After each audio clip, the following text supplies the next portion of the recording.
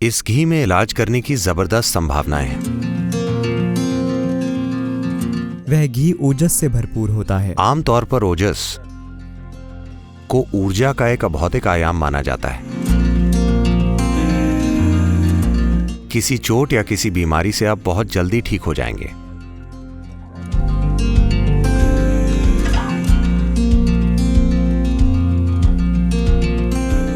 इस समय केरल में लोग दवा कर रहे हैं और हम नहीं जानते कि इसमें कितनी सच्चाई है, पर मैं जानता हूं कि इसमें कुछ सच्चाई है।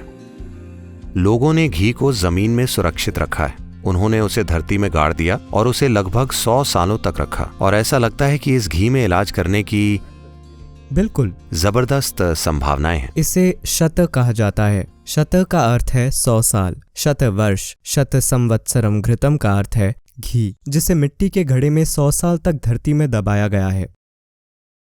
क्योंकि जब घी मिट्टी में 100 साल तक रहता है तो उतने लंबे समय के बाद घी में कुछ आणविक बदलाव होते हैं और वह घी ओजस से भरपूर होता है।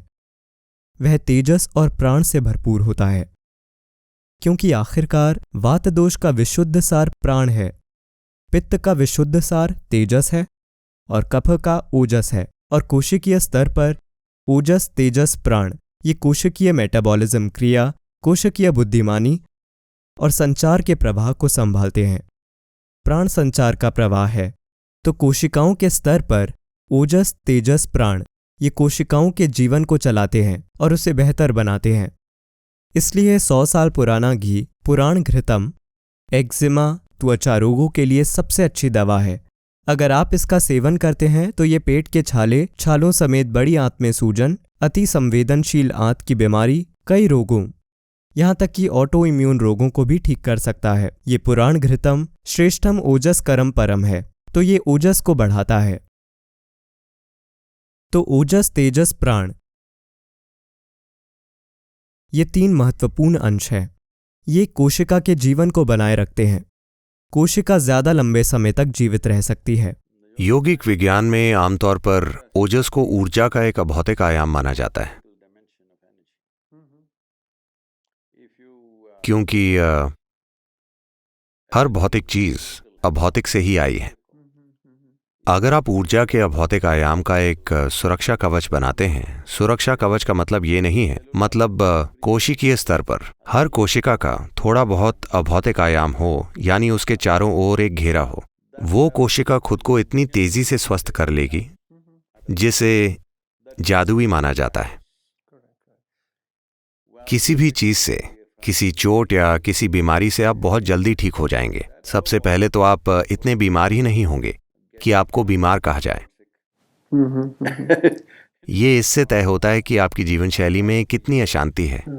अशांति से मेरा मतलब है आप एक अच्छा शांतिपूर्ण जीवन जी रहे हैं। मेरी जीवन शैली अशांत है। मैं फुल स्पीड पर मोटरसाइकिल चलाता हूँ, तो मेरा जीवन सप्ताह के 7 दिन पूरे 365 दिन होता है।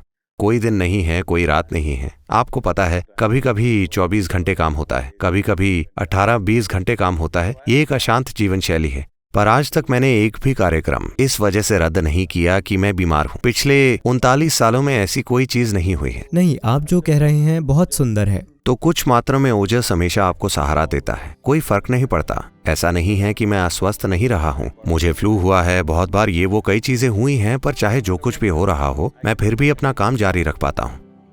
तो जो आपने कहा वो मुझे एक तरह से दिलचस्प लगा कि Ojas is that kind of energy which is not physical. ओजस उस तरह की ऊर्जा है जो भौतिक नहीं है। अगर आप हमेशा उससे घिरे रहें, अगर हर कोशिका उससे घिरी रहे, तो आपकी ठीक होने की क्षमता या भौतिक चीजों के असर से परे जाने की आपकी क्षमता बहुत ज्यादा होगी।